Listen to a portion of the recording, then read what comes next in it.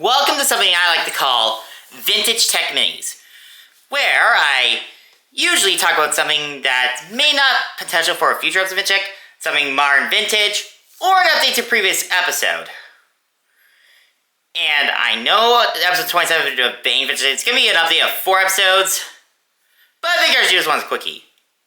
And it's going to be about, yes, this Atari 2600 plus Pac-Man edition.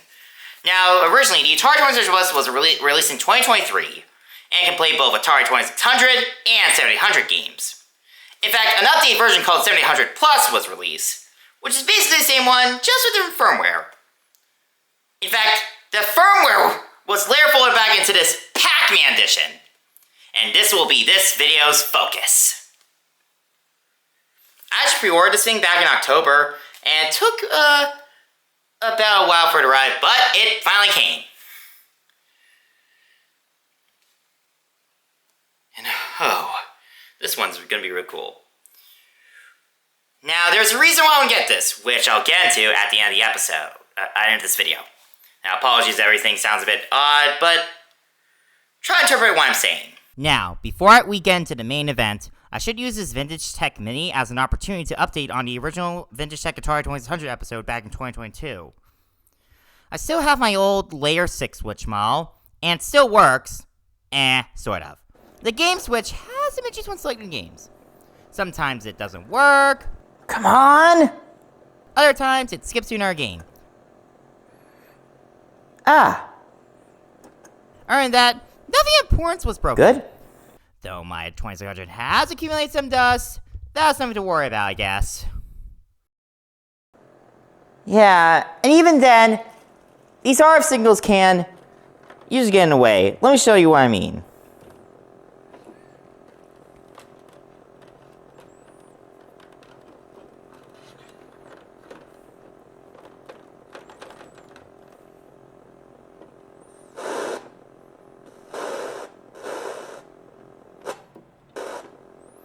Yeah. This is why I went with the 2600 Plus in Retron 77. Now, in the original video, I said this. Oh, one thing we forgot to mention is that this was actually a second joystick for a system. The first one had a more orange outline and was not really suitable for gaming. So, a year later, Atari made this one, and that was a more renowned one, until third-party joysticks came. Well, it turns out I was wrong. The trim around the CX40 was always supposed to be orange. However, it was pain compared to having decals on the CX10. So that's why many CX40s sold on eBay are called, quote-unquote, Vader. Now, I've been a fool for thinking this. I always thought the CX40, all CX40s lacked the orange trim. But no, it turns out this ring was supposed to be orange. To make things more confusing, Atari later sold CX40s without the orange trim. Images on Wikipedia and the Atari 50 collection lack the orange trim. Thankfully, the CX40 Plus has the orange trim that the original was meant to have. Given that it's simple to restore the orange trim on the CX40, I ended up using my paint pens to do so. I also got an acrylic lacquer to protect the orange trim. So if you're wondering why some parts are shiny, you'll know why. Oh, and speaking of CX10, there are more differences in the construction compared to the mass-produced CX40. If you want to learn more, check out this video by Gen X Grown Up. But I do want to bring up the fact that it is possible to make the CX40 into a left-handed stick. And by possible, I mean officially, as Atari made this flyer to show how it's done. It requires a bit of disassembly and soldering, but it can be done. The first 9 games on the 2600 came in these gatefold boxes, having the cartridge and the game variations on the back. However, they were very expensive to produce. And that's why many Atari 2600 games after 1977 came in these cardboard boxes. Now, the early ones have a flip-top open lid. Others have a slit with a hanger that's glued on. And the final ones have a die-cut slot, much like what you saw in the cereal box. In the original episode, I brought up the Atari keyboard controller and briefly mentioned the video touchpad, but there is another one called the kids controller, which was a big one, which, given the demographic, makes sense. Like those two, they allowed overlays to figure out what buttons function for what game. The games this controller was designed for were, in fact, educational games like likes of Sesame Street. So in a way, the Atari is a predecessor to the educational electronic game/consoles from the likes of Leapfrog, VintageTech, and Fisher-Price. Alright, now to the main event. The unboxing and demonstration. Let's do the unboxing first.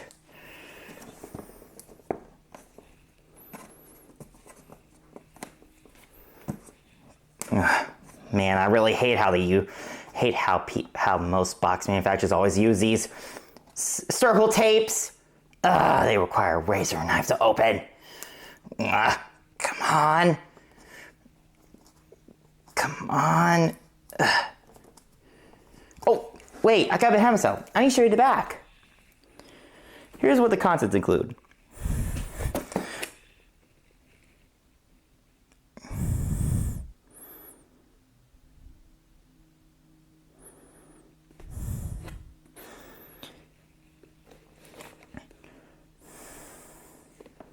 All right, let's continue. Come on. Come on.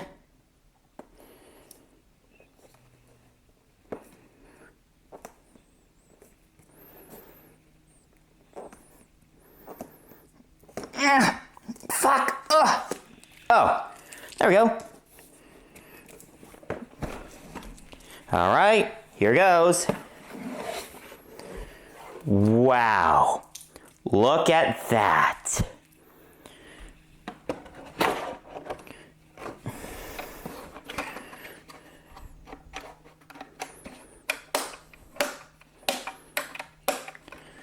Yeah, now 20th Plus is basically the 4-port Atari VCS, except with an HDMI port, a USB-C, and widescreen 16:9.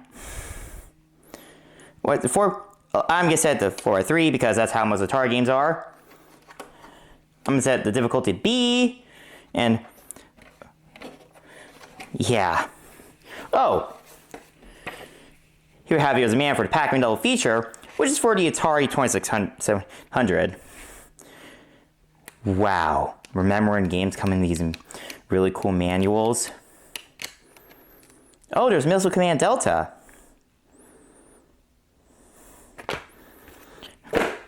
All right, next up. Whoa, this is something really cool.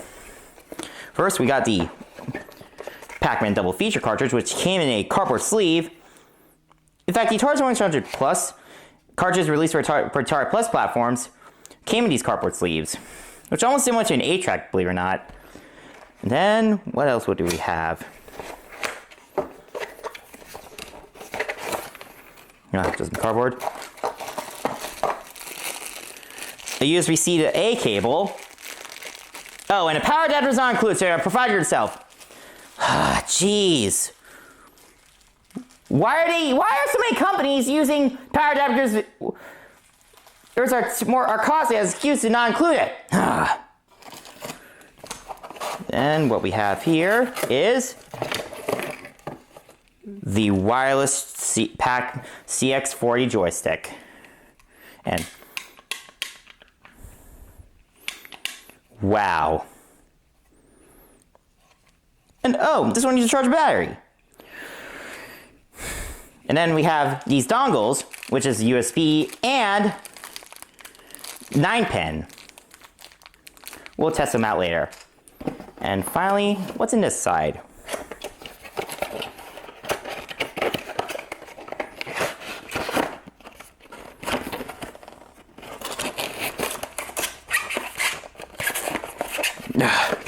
I'm not gonna bother.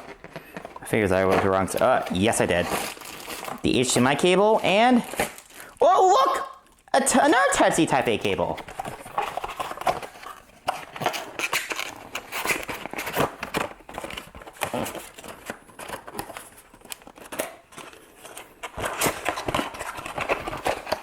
Yeah, this one is...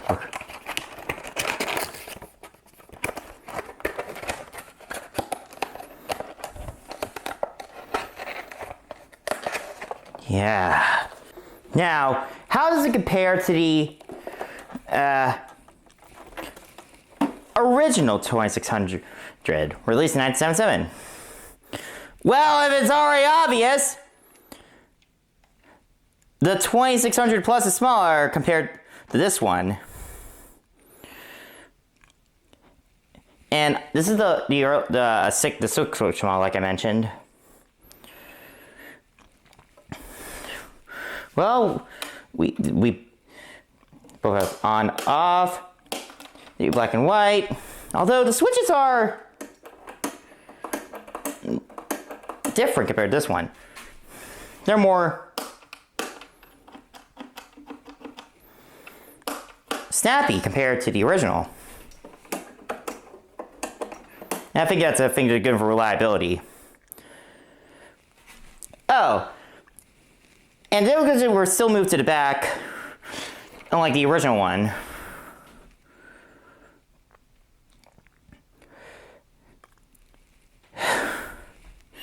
Now, obviously, the 2600 Plus has HDMI, USB-C, and widescreen full, and 64 by 369, but the control ports are moved differently compared to this one, where they're close to the power adapter. Whereas they were moved slightly to accommodate the newly moved difficulty switches. So I think those are differences. Oh, and this power supply doesn't use a headphone jack. Instead, it uses a standard Type-C connector. That's something to keep in mind.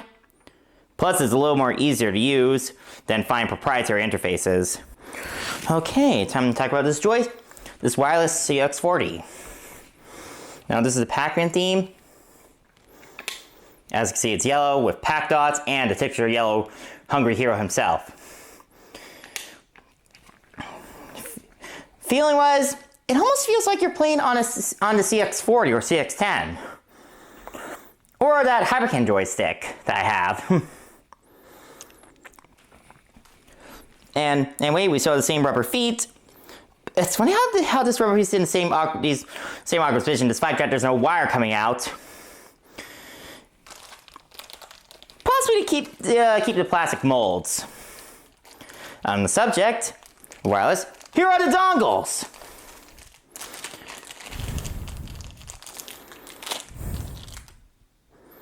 Anyway, this is the DB9 port, so that I can plug into any Atari system or clone. And yes, these will work on the original Atari VCS. And then this is one for USB. So if you have Atari 50, the Atari Celebration on Steam, and or the Xbox Store on PC, so you can actually play this with authenticity. Okay, its focus was messing up, but anyway. Now, this wireless joystick is like the CX42, but more convenient since it uses Bluetooth. As the CX42 uses radio frequency, since the receiver has to be plugged into the Atari. Oh, and because they required a power input from because they're plugged into the Atari with the Atari and the Atari power supply is required, those controls will not work on the Atari 2600 Plus. So that's one thing to keep in mind.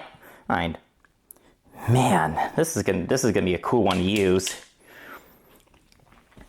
Though, like I said in the original episode, having the console near you is a little more useful since you do need to frequently tap these switches. But anyway, let's get things up and we're ready to play. Okay, now because I realized this thing uses USB Type-C, why don't I just use my braided cable that came with my custom Elite Series X controller and plug into my Surface Laptop Studios Power PSU, AC adapter actually. Alright, let's put the USB cable in. And finally, okay, this looks our wire sticking up. And then let's plug in the HDMI cable. This makes me wish I owned one of these. Well, I know I had reference steps in, but that's another story. Because HDMI is a lot more simpler than having those switch boxes. And yet, well, I do have an HDMI splitter. I figured just for this test, I should swap it out with this one. Ugh.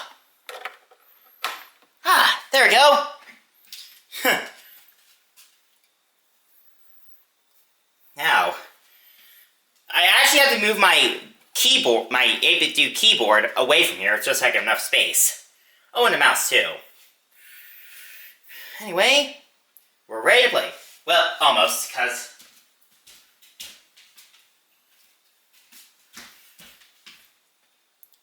we gotta plug in the joystick.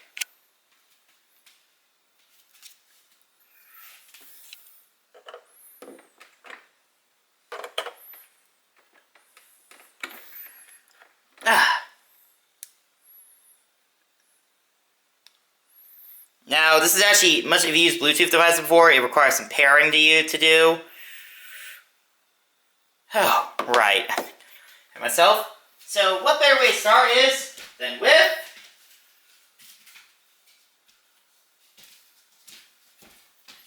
this one, the Pac-Man. Double feature. Alright. Let's plug the thing into the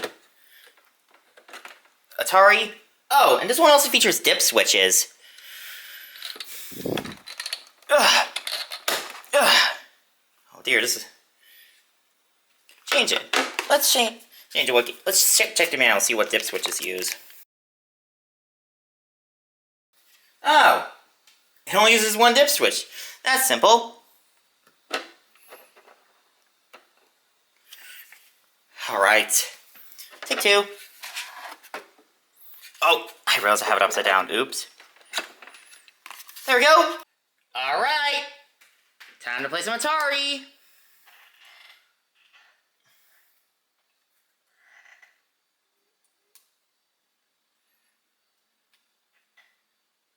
Ah, yes. Now I got this thing paired. It's on the game. Now, unlike the original Atari, this one uses emulation. Now, this one uses emulation. So, it's basically kind of like a Retron 70... This is kind of like the Retron 77, but official. In fact, one thing I need to bring up. One of the reasons why I even bought the Retron 77 for the original 2600 episode was for the gameplay captures, because the Elgato I use only supports HDMI. So that was kind of a bummer. And it took me a while for me to find some RF to HDMI converters. And while I did find one, I decided to buy a Retron 77 because just to save myself some trouble. Anyway, enough talk. Time to play some Pac-Man. Wow. What do we have here? Players. Lives. Now, I don't want to get ahead of myself, but the Atari 7800 uses the same sound chip as the original VCS. Most likely for backwards compatibility.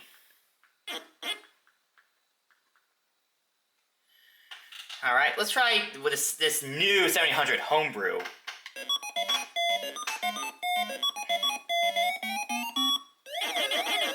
Wow! This is miles better than that excuse of a 2600 port.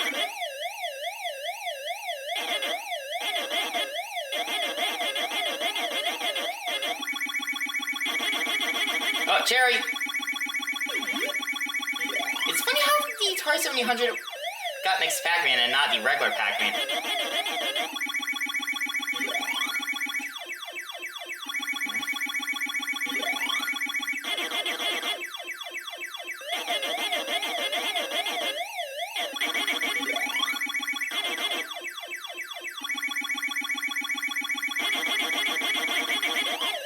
Uh-oh.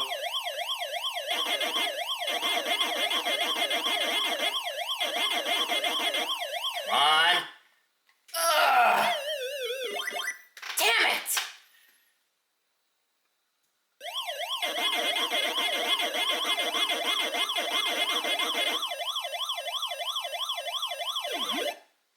Again?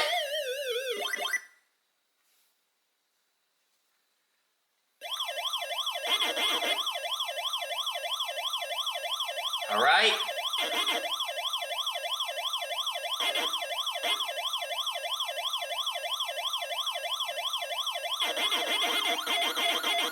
Come on, I better finish this video before I get caught by the one of the...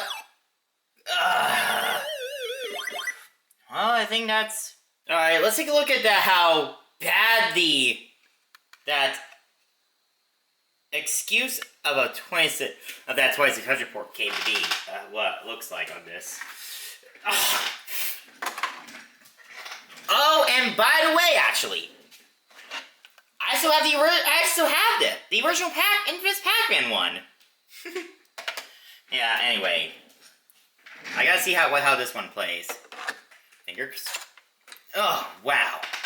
All right.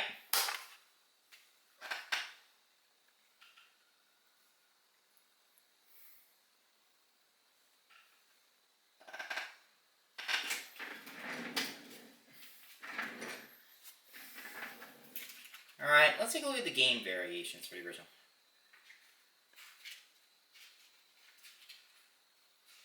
Wow. It is definitely that one. Oh, and that 4x3 switch? This is gonna... Yeah, it just stretches it. What's with these modern consoles having a stretch button?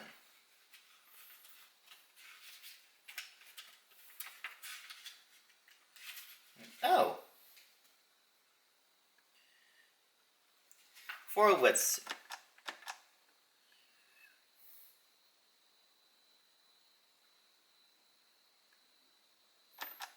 Let's try 3 because let's see how fast the pack can go. Alright.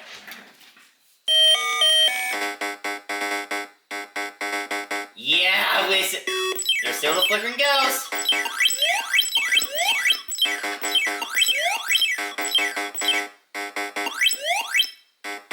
Oh! Vitamin! Ghost!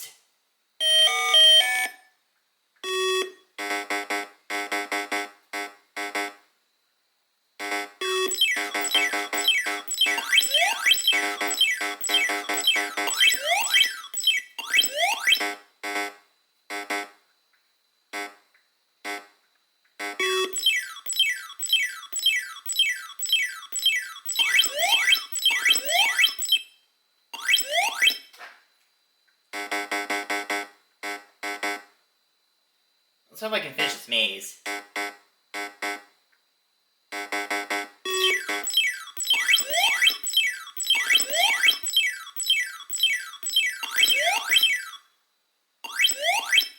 Yep, got them.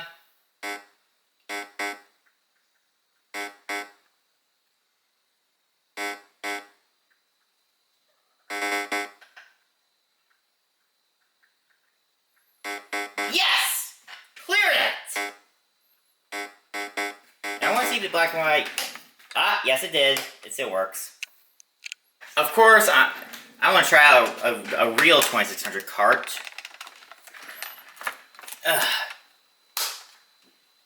Let's try out Pitfall.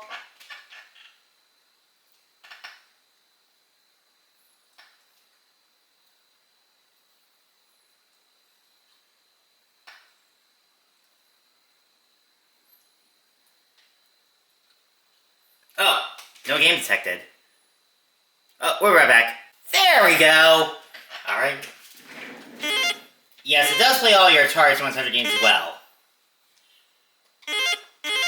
So before I heard, the early 2600 Plus doesn't even work with the driving and keyboard controllers, but the 7800 Plus actually updated to work with that. And since this one has a newer update, 7800 Plus, those controllers will work like intended. Yes, I had to do that.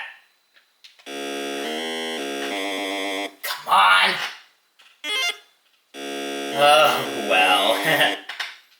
Okay, I'm gonna be testing out a few more games before we call it quits. Let's check out the divorced wife of Pac-Man, Miss Pac-Man. And what I said in that message in the original set to avoid the ones made by Hack Games.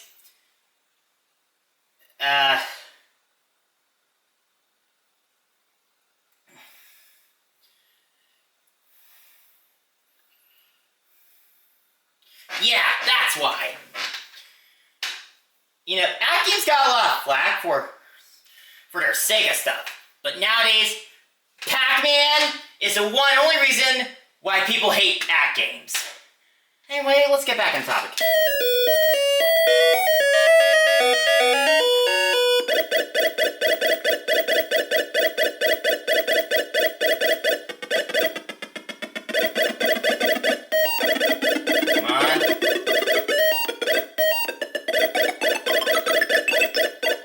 Cherry, very good at it. Damn it.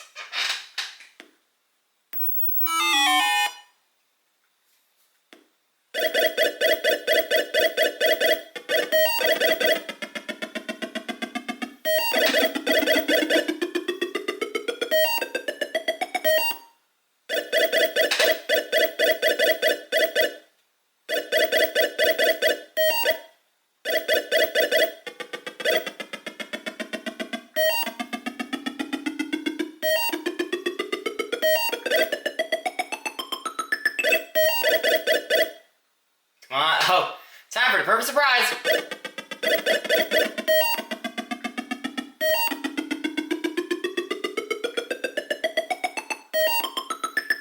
Oh.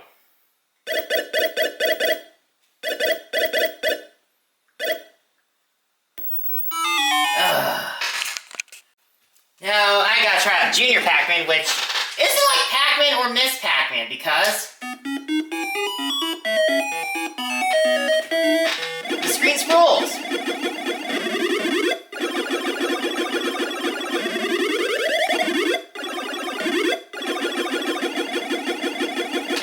Yeah, in the arcade it scrolls horizontally, while in the 2600 port it scrolls vertically.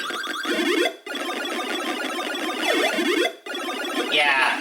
But you know, this is the... I actually played Junior Pac-Man at the bar pool area I worked at. Man, up until that point, the only time I played this game was actually on the VCS.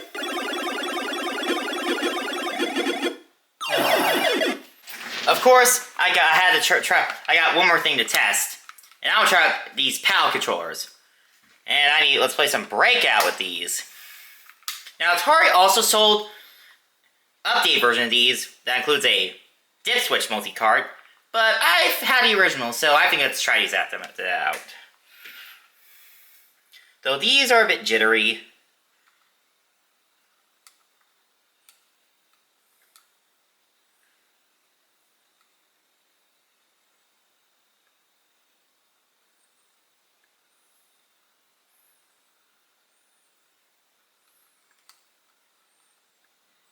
Yeah, this one's way too sensitive. Let's try it. Let's try a more advanced challenge.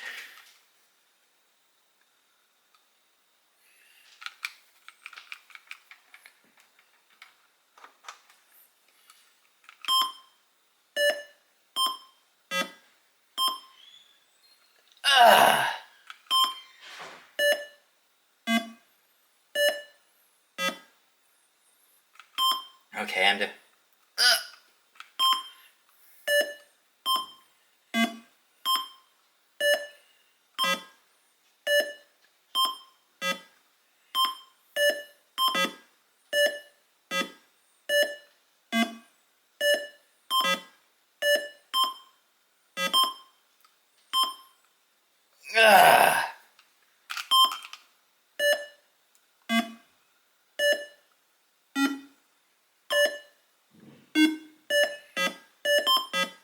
Oh. Well, I guess that's it for this test. One thing of note is that when playing Atari 7800 games on 200 Plus, the color black and white switch will pause the game. Similarly, the pause button on Atari 7800 Plus will work as the color black and white switch. That's something to point out. So, my final thoughts on this. This is a really cool item to collect.